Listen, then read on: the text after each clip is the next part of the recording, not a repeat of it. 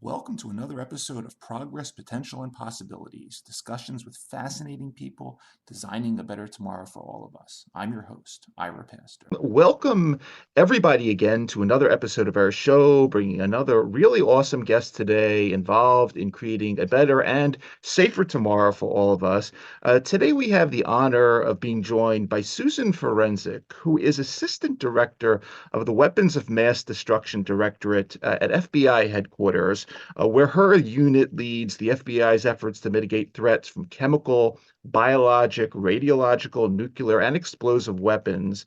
Ms. Forensic most recently, prior to this role, served as special agent in charge of the FBI's Columbia field office in South Carolina, but her FBI story starts, almost 3 decades ago, and what has been a really interesting journey of increasing roles and responsibilities.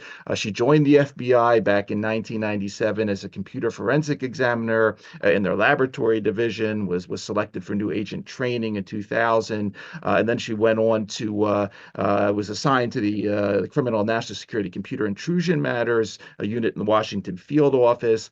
In 2007, she was promoted to supervisory special agent in the cyber division at FBI headquarters, and then transferred to Albuquerque field office in 2009 to lead their cyber and technically trained agent squad at that point, which included the weapons of mass destruction coordinators and bomb technicians. She also served and supervised the Albuquerque Joint Terrorism Task Force. In 2014, she was promoted again to special assistant of the executive assistant director of the Science and Technology branch at FBI headquarters. 2016, she was promoted to assistant special agent in charge of the criminal branch of the Sacramento field office, and then in 2018 became section chief of the digital forensics and analytics section of operational technology division, FBI headquarters. Moves on, promoted again as Chief of Staff, Criminal Cyber Response and Services Branch, and then was named Special Agent in charge of the Columbia Field Office. Ms. Forensic earned a bachelor's degree in mathematics, originally from University of Maryland, and then prior to FBI journey, worked in computer sciences at our Department of Defense.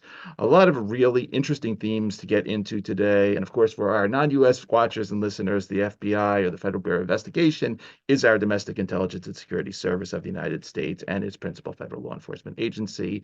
We're honored to have her. Susan Forensic, thank you so much for taking the time to come on the show today for a little while.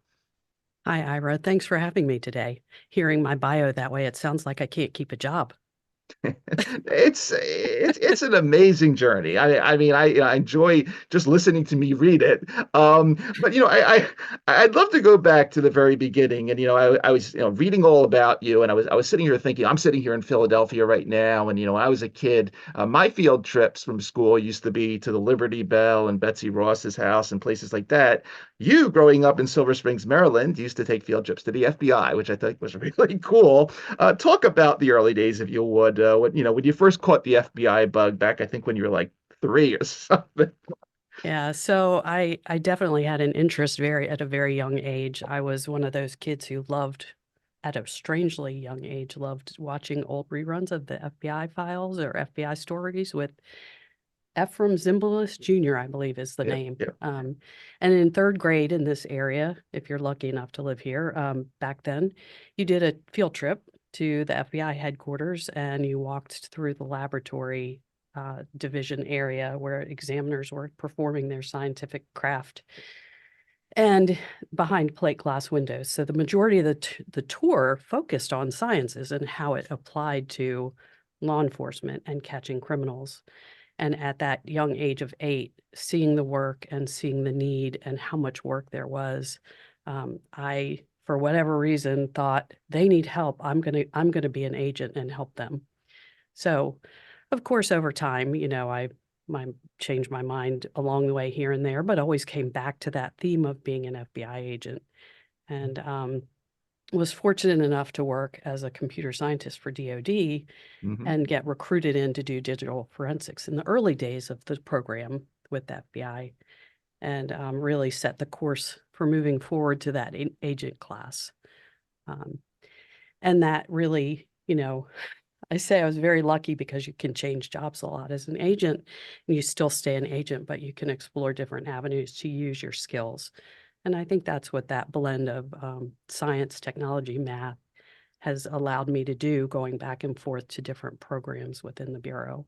Mm-hmm. And certainly a good fit for the WMD, the Weapons of Mass Destruction Directorate, where I serve now. Absolutely. And you started off, I believe, in so-called digital forensics, and I think I was reading you were mentioning at the time that was a very new field, and thinking about looking at the FBI Science and Technology branch, there's quite a bit of different types of forensics that unit is involved in, everything from digital to biometric, chemical, and sort of everything in between that we'll be getting into. Talk a little bit, introduce us to the FBI Science and Technology branch, if you would, and a little bit about how, as you've been on this journey, how you've seen tools like forensic technologies, like cyber, evolve over the last couple decades that you've been in these increasingly, roles of increasing responsibility. Sure. So the Science and Technology branch consists of 3 divisions: the Laboratory Division, the Operational Technology Division, and the Criminal Justice Information Services Division. And the 3 of them really focus on how science and technology apply to criminal investigations. For example, CJIS, our Criminal Justice Information Systems, is where NCIC checks are run. You hear that a lot when someone is pulled over and officers want to check to see if there's wants or warrants. So they really have a big responsibility in making sure that the databases that hold information about safety of our law enforcement officers is kept up to date. So CJIS also runs the National Instant Criminal Background Checks for gun purchases. So these are critical programs for the FBI and how we operate. The Laboratory Division is where you see the CSI type work, the traditional forensics work. And as a former certified laboratory examiner, when you're certified as an examiner, you learn your trade craft for your specific science, but you also have to learn the basics of all of the other disciplines within the laboratory to make sure that if an item needs to be exploited by more than one unit or in the lab, that you haven't altered or changed or damaged evidence that the other group may be able to process. And then our Operational Technology Division is really where we talk more about technical deployments, where you think maybe camera installs or where our Title III wiretap information is collected and housed and processed. So it's very different when we talk about Science and Technology branch. It's not what you would consider your traditional information technology. For example, the computers we use day to day to write our reports. That's something totally separate. So Sure. this really goes back to that touch of science and technology and how we use it to enforce the law and find those evidence, the facts that should be able to stand on their own.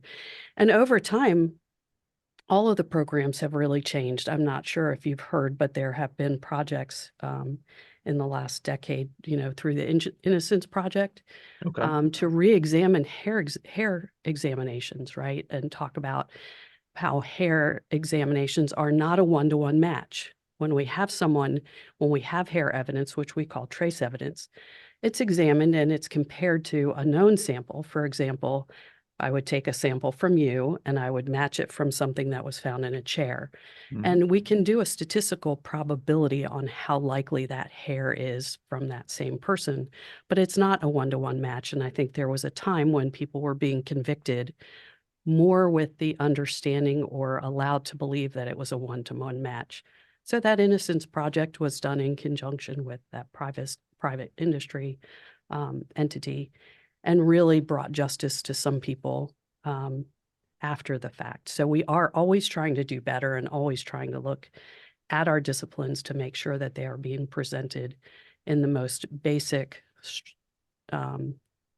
way without misleading information, and making sure that we have scientific rigor behind it. Mhm. So, and then the cyber division was actually a pretty new division. It didn't start until the 2000s, and really came out of that need where we started to see the crimes being committed over computers. And I think that's been a real generational change and huge growth in that area, right? Whereas 20 years ago, you think it really was very nascent, that understanding, and we didn't have a lot of laws and tools, or we did, and we didn't know how to use them as effectively. But we also didn't have as many U.S. attorneys who were educated in how to prosecute cases involving computer crime. So huge difference. And there's a lot of news recently about some activities that the FBI has been taking to bring safety and to people who are using the internet. And in that realm, on the fraud side, there's an entity called the Internet Crime Complaint Center, IC3, where you can report instances of fraud. And they have a team called the Recovery Asset Team, the RAT team. And they actually, if you report thefts of money over electronic means, and you can do it within the first 24 to 48 hours, they frequently can return that money. They have processes in place throughout the world to have money returned. So I always encourage people, if you think that you've suffered a fraud instance, that you go to IC3 right away and don't wait. So just a good tip for people out there. And a lot of times people are hesitant to report some of these crimes because it might have been a romance scam or something like Right. that. And they don't want to admit that they've been taken advantage of. But we see it all the time. There's nothing to be embarrassed about. We want to make sure that we do everything we can to help return that money.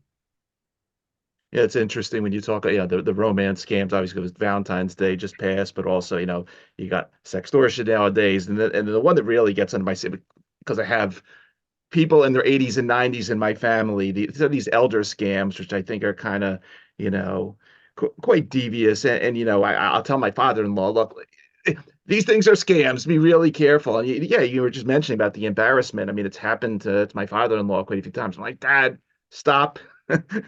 Stop clicking on this stuff. So yeah, I mean, it's interesting the range of things that these criminals go to, specifically in the cyber domain. I was really fascinated. One of the things I read about, and again, I'm sort of speaking as somebody that, I guess you say, I watch a little too much TV, but I'm always thinking of that, that Missing Persons show that I hear, I'm watching, and they always say that same thing, hey, if it's after 72 hours, the chances of finding somebody. But you find people now, possibly decades later, which I thought was quite, again, shows an interesting and I'm a bio guy coming out of the life sciences industry. I love to see the fact that, unfortunately, that you can, find people. In this case, it was a missing teen from 2009 that I think you just closed the case on in a positive way recently. Could you say a couple words about that? It really was a long-term cold case where we had people not dedicated full time, but always looking for new facts, new evidence, re-examining facts and evidence that we had, and talking to people over and over again to see if there's something that we missed. And ultimately, there were some, I'll call them breadcrumbs from cell phone data that did put Brittany in a certain place, along with some information that was provided by what I would call a source that led us to a place that we thought her body may have been. And it's a lot of resources to actually go out there and use tools through our laboratory division, ground penetrating things that might show where soil had been disturbed. But we did ultimately find her body in a place that had previously been undeveloped, but at that time had been bought by someone. The property had been bought and a home was built. So really unfortunate story for the Drexel family. And, probably not all that wonderful for a family who purchased property and didn't know there was a body buried on it. So super thankful for them to allow us that access to the property and being understanding about what digging meant and what a recovery looks like and the people on and off their property. So we don't give up. We also recovered or found information about another missing child that had been missing since the 80s during my time as SAC. And really what that entails is a dedicated effort, everyone pulling a team together and having Yep. everyone going through all the old evidence and using new techniques, right? So Yep. there may not have been DNA services. There might have not been mitochondrial DNA services. Yep. And those things can lead to facts that are useful today. Excellent. No, again, it's refreshing to see that, these cases aren't, always closed, and the fact that, combined with, folks like you and your teams, combining that with science and technology as it evolves can, get to these conclusions. So that's extremely important. Yeah, let's talk a little bit now about the FBI Weapons of Mass Destruction program, because here is I guess it's its own directorate, I think, within science and technology. Correct me if I'm wrong there. And here, I was reading there's three main sections: intelligence, investigations, and then sort of the broad sort of countermeasures and preparedness. Would again love to talk a little bit just sort of the background to this specific unit. Obviously, I mentioned in your bio that back in 2009 you were overseeing WMD coordinators and various bomb technicians. Talk a little bit about the history of this, and also, I've been doing shows recently on some of topics like chemical weapons and sort of biohazards, things of this nature. When it comes to some of these nasty things, let's just call them, we'll put it in the nasty things bucket. Are these capabilities the FBI develops internally, or do you work with some of these other organizations that we profile in the show, whether it's the DITRAs or, like the Bluegrass Chemical Aid Center, which deals with VX and stuff like that? How does that all work? I would say the weapons of mass destruction or countering weapons of mass destruction is a team sport, right? So none of us can do it all alone. And the beauty of this environment is that it's still a small group of people and entities that work in this realm. The WMD Directorate actually falls within our national security branch in the FBI. Mm-hmm. And with that, I have very close ties to my counterterrorism counterpart and the counterintelligence team as well. And we all work together. This is internally to the FBI and then externally to the FBI, to the entities that you've mentioned. Great overlap with those organizations, and each of us have different authorities. Some of them are similar, some of them overlap, and then some of them are very different. But that allows us to use each of our authorities and work together and plug in where it makes most sense, and to make sure that we're staying within our guidelines and authorities. Internally for us, within the directorate, the three sections, we have investigations and operations. So that's traditional. If we think that someone is developing or using one of the modalities, the chemical, biological, radiological, nuclear explosives, CBRNE materials, then we would be investigating those people on that use. We have operations that if we know that there's use, then there's different techniques that law enforcement techniques that we can use to further those investigations. And then our countermeasures and our intelligence, everyone works hand in glove. We rely on intelligence to further what we can do with our countermeasures and what we can do with our investigations, as well as all of that feeds into how we work with the National Security Council, the Office of Science and Technology Policy, and our partners on policy and national guidelines. So it really is a very big, broad, up and out looking division, as well as having that really specific internal look on certain modalities. So we have special subject matter experts in Mhm. each of the fields that I rely on to give me good guidance for each of the modalities and how we need to plug in with each of the entities out there. I would say, the Department of Defense, DTRA, State Department, our HHS counterparts, they're all critical. USDA is a big partner, which people might not really realize, because Yep. animal and plant health Yep. can be affected, and that affects the food safety for our people. So we have programs to make sure that we're educating and protecting those industries as well. Mhm. Yeah, I was, please. Oh, we also have outreach programs when we do suspect, if we're concerned about if someone actually is exposed to one of these agents, we need our medical staff in the country to be aware of what the signs and symptoms would be. So we have a project that allows us to do podcasts that are posted on sites with the medical community that allows them to get continuing education credits for listening to the podcast. So we're really excited about that. We're trying to make sure that we're looking forward and using new tools and techniques like yours to educate and protect the American people. I thought a really cool example of again, this team concept. It was, I guess, a couple of years ago, some nut decides to mail some ricin to the White House, and in that particular case, it's FBI. You're working with the United States Postal Inspector Service, the Cybersecurity Infrastructure Security Agency, and in addition to working together on, hey, what is this stuff? You put together guidance that says, look, if weird white powders fall out of envelopes, this is how you should deal with it. And there's a guidance on fentanyl and anthrax and ricin and some other things. And I thought that was a kind of elegant example of what you were just talking about, and sort of the team approach to dealing with these, what I call new types of threats that we hadn't seen in the past.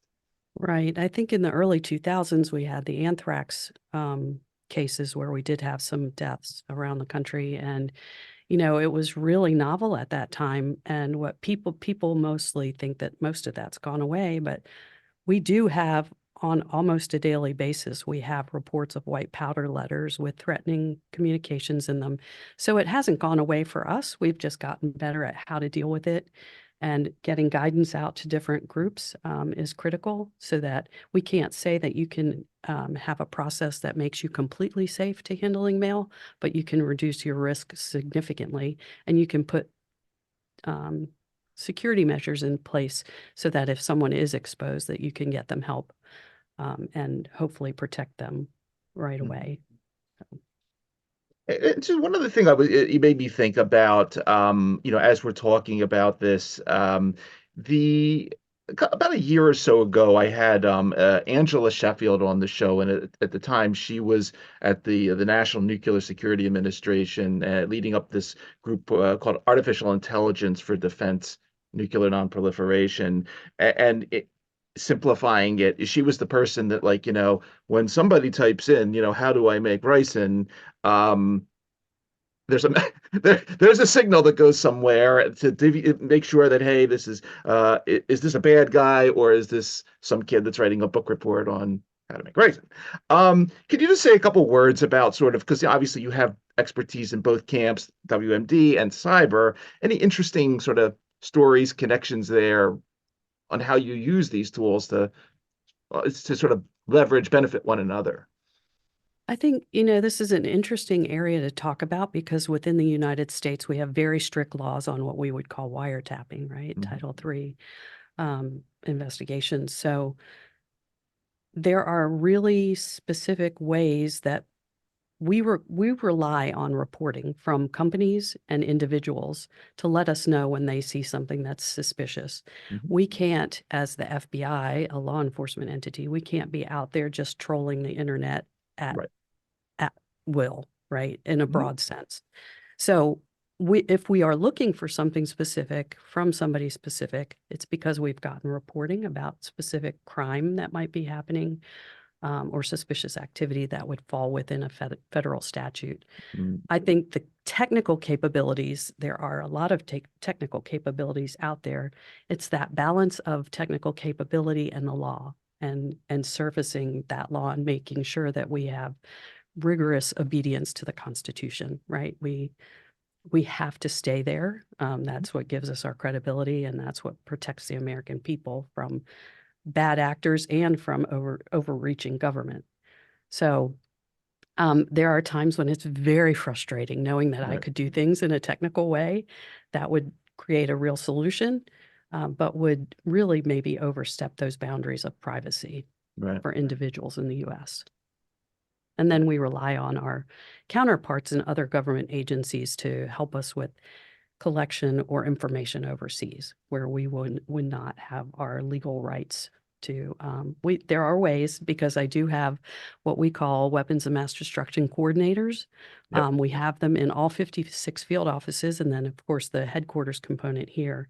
But we also have WMD coordinators that serve as assistant legal attachés in 5 embassies around the world, so that I Okay. have people with specialized WMD experience who have a region, a group of countries that they cover, and they can actually be our forward deployed folks when there's a request from a foreign counterpart. So when I say it's a team sport, it's not just in the US.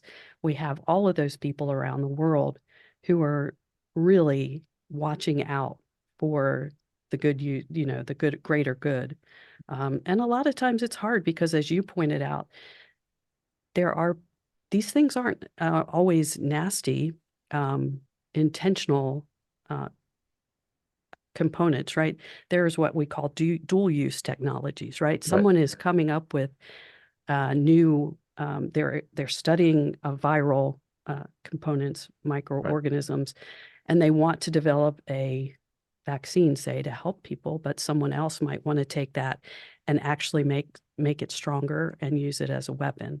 So we're looking at not just criminals, but nation state actors.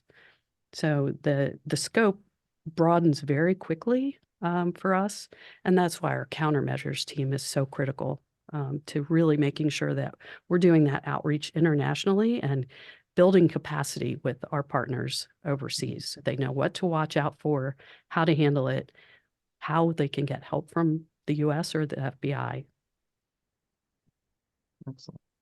Yeah, it was interesting because I learned about you from Ian Watson at the Pentagon, and he had sent me this 12th annual Joint Civil Department of Defense CBR and symposium that's going to be happening next month, and you were in there along with a lot of other aside from the Department of Defense folks and you of course with leading FBI work in this area, a lot of other folks were in this at the symposia from various municipal services and fire departments and police departments. Again, pointing to the again the team nature of this. Talk a little bit about obviously when you get out there and sort of networking with all these critical pieces of the WMD puzzle, let's say, what's that been like in terms of interfacing, collaborating along this value chain, and because Ian talked a lot about countermeasures, what does that include? I mean, are you involved in again developing whether it's anecdote X for whatever the thing may be, or how does talk a little bit more of the countermeasures? I think that's an extremely important topic that goes alongside everything else that goes on with identifying the problems. It's a very broad topic. It's hard to really boil it down. I would say I touched on it with the capacity building overseas, but we also do capacity building within the United States. So with the law enforcement partners and fire EMS folks. But on a totally different spectrum, I would point out that recently one of our supervisory special agents had worked on a project to develop sensor material that allowed dogs to train to find WMD materials.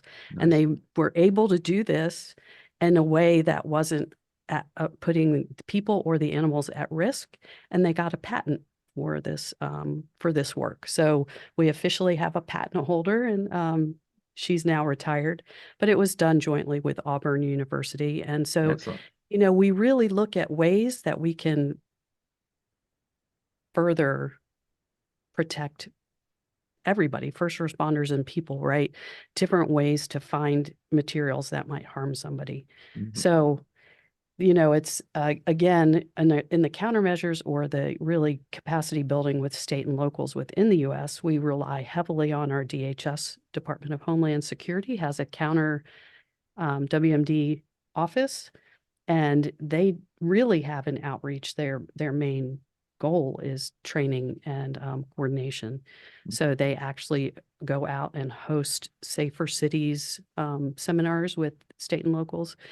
And they always make sure to bring, or at least make sure that the folks who show up know who the weapons of mass destruction coordinator for the FBI is in their territory. Yep. So we're all trying to link each other together. DoD has their civil support teams in the U.S. So there's a lot of crossover, but for our coordinators and those teams, right? So our bomb technicians, who technically fall under one of my sister divisions, the Critical Incident Response Group, trains their folks, the bomb techs, and they work hand in hand with the WMD coordinators.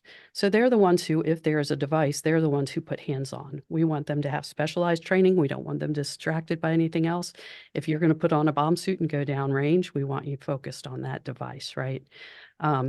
So again, even internally, the team concept really keeps coming back.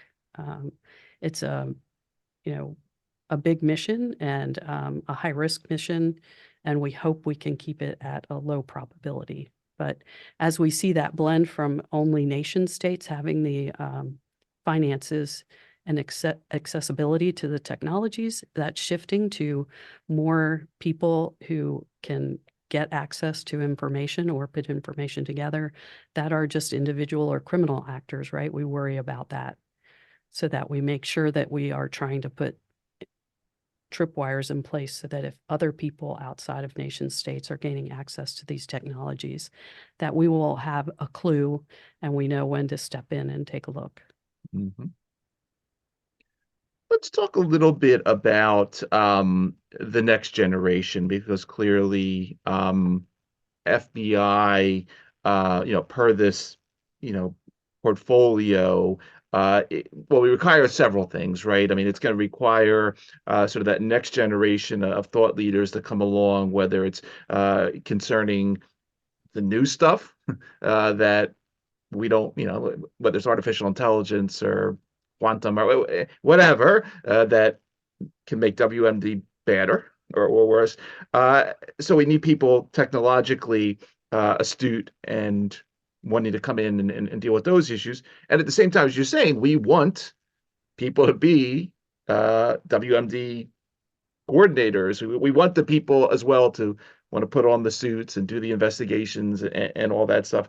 Talk a little bit about this and sort of the, sort of this this very critical intersection between STEM education and national security, and then maintaining the interest in that next generation that's going to be coming along.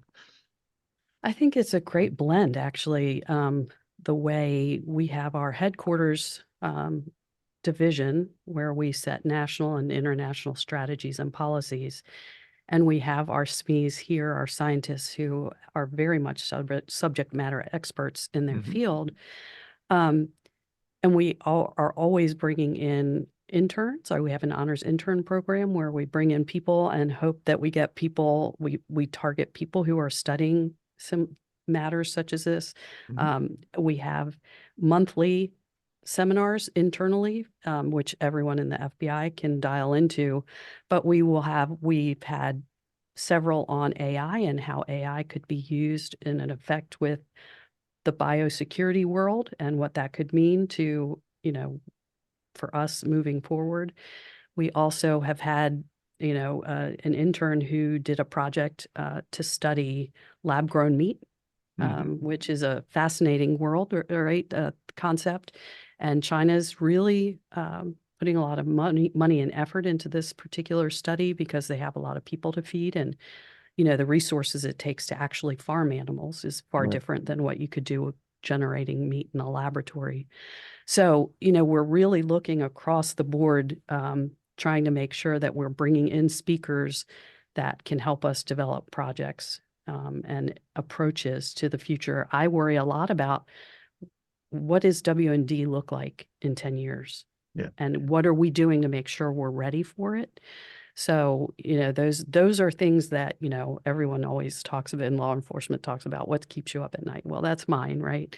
Making sure that I'm doing enough now that Yeah. in 10 years we're ready for some of those things. And I know it sounds a little crazy, but even that concept of using podcasts is not new or novel for anyone else, but for the FBI, it is on the forefront for us because we haven't done a lot of it.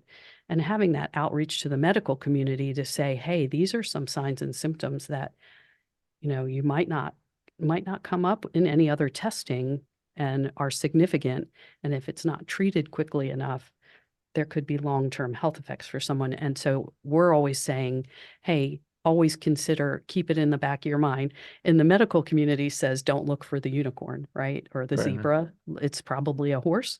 And we would agree, but we don't want you to forget that the unicorn and the zebra exist, Right. right? And consider it if something unique is happening. So.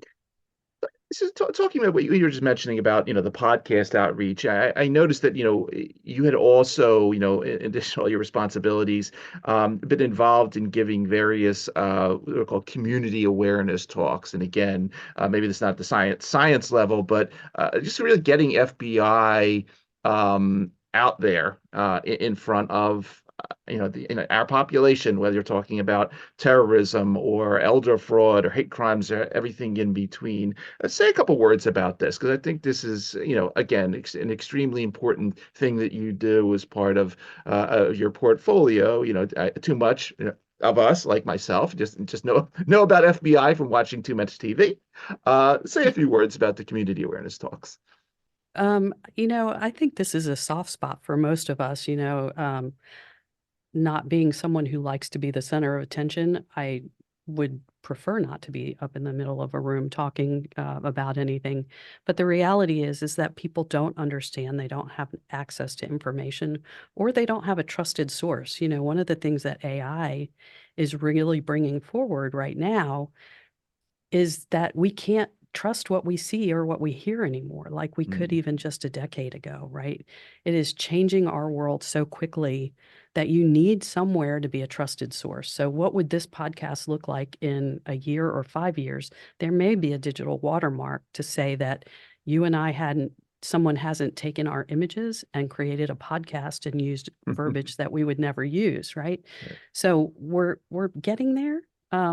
But that's why it's so important to connect with your community, that opportunity to stand in a room and talk to people and give a message that's presented in a way that's understandable, digestible for someone like your dad, right?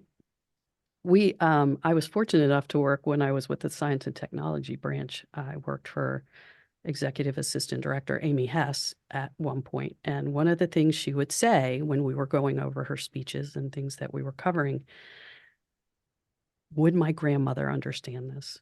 Right? Would my mother or would my grandmother understand this? We'd obviously, for younger people, the grandmother comment, but so really you need translators between technology, science, STEM world, and how the STEM world talks internally is very different than what the regular consumer needs to hear.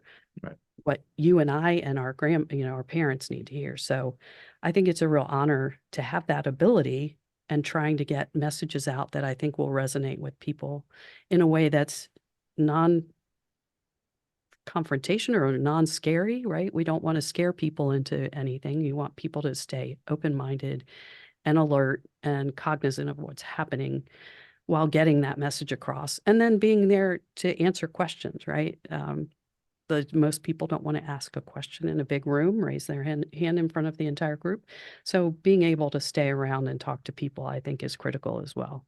And looking for opportunities, we had, you hit on the elder fraud issue. And in South Carolina, we actually had a big outreach program to educate elders. And we went around the state, usually church groups and the community groups, Chamber of Commerce folks would invite us in to talk. We would contact them, say, hey, we see this happening in your area. We're getting reporting. We'd like to get message out.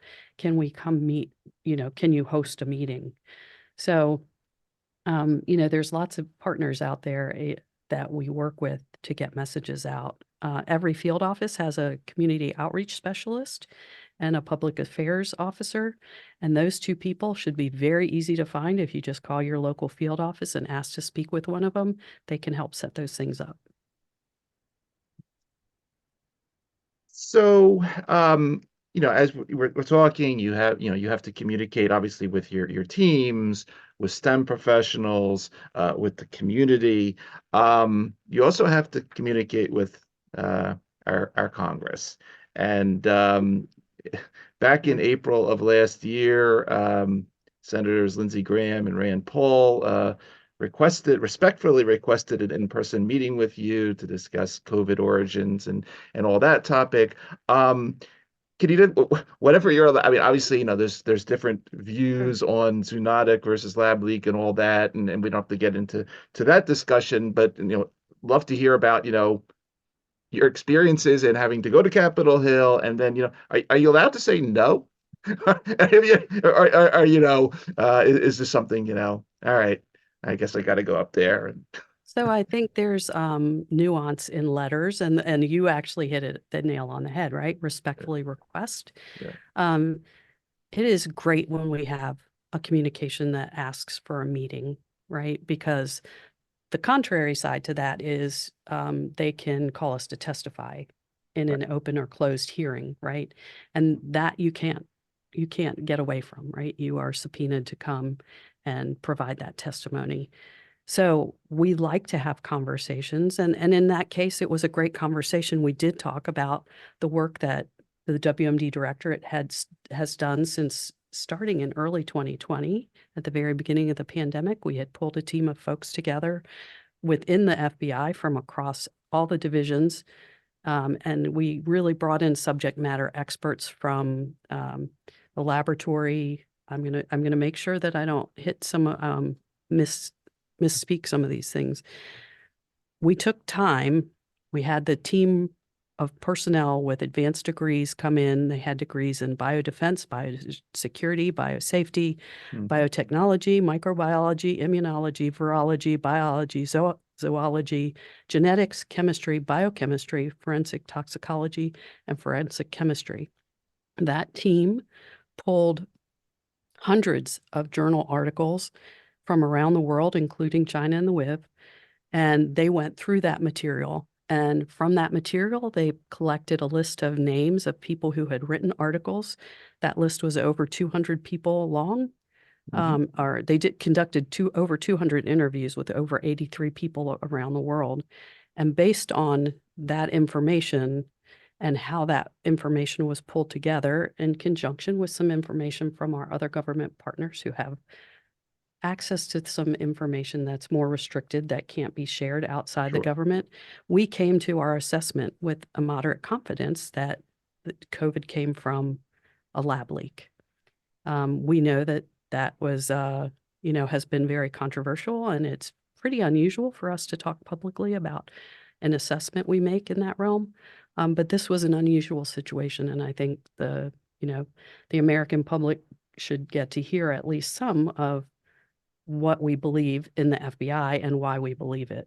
So, it's a fair question, and I think that Senators Graham and Paul, leading the pandemic review, had every right to call us and ask us about that assessment and why we made the assessment. Got it.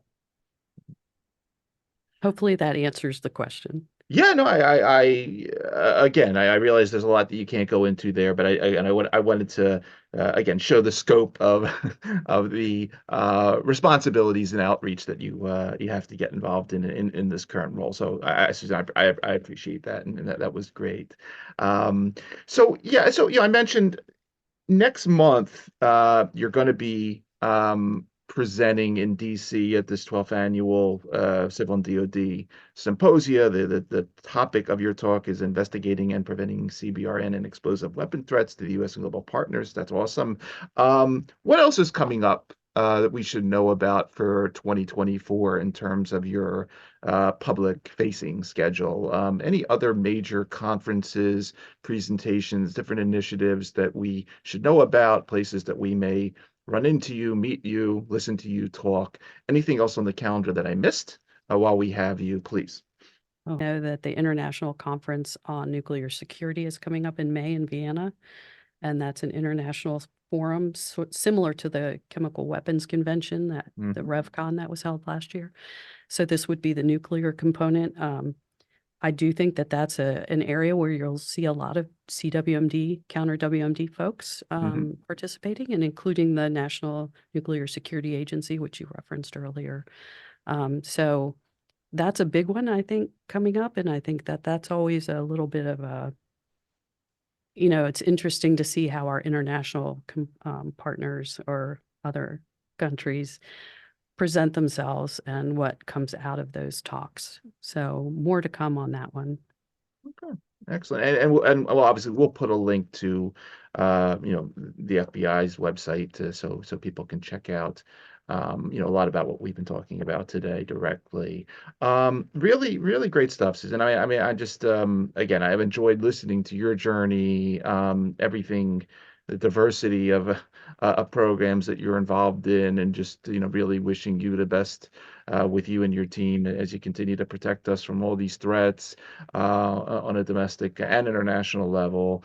Again, for everybody that is going to be tuning in and listening to this episode on the various podcast networks, or who will be watching on our YouTube channel, again, you've been listening to Susan Forensic, Assistant Director, Weapons of Mass Destruction Directorate at the FBI. Susan, again, thank you so much for taking the time out of your schedule today to talk to us and educate us for a little while. Thank you for everything you do for the United States and keeping us safe. And as we like to say on our show, thanks for helping to create a better and safer tomorrow via what you do. It's a great story, and I really appreciate you sharing it with us. Thank you so much for the opportunity and letting me share some of that information, and hopefully it can help your listeners. And if anyone has tips, we'd love to hear them. Will do. Thanks so much for being here.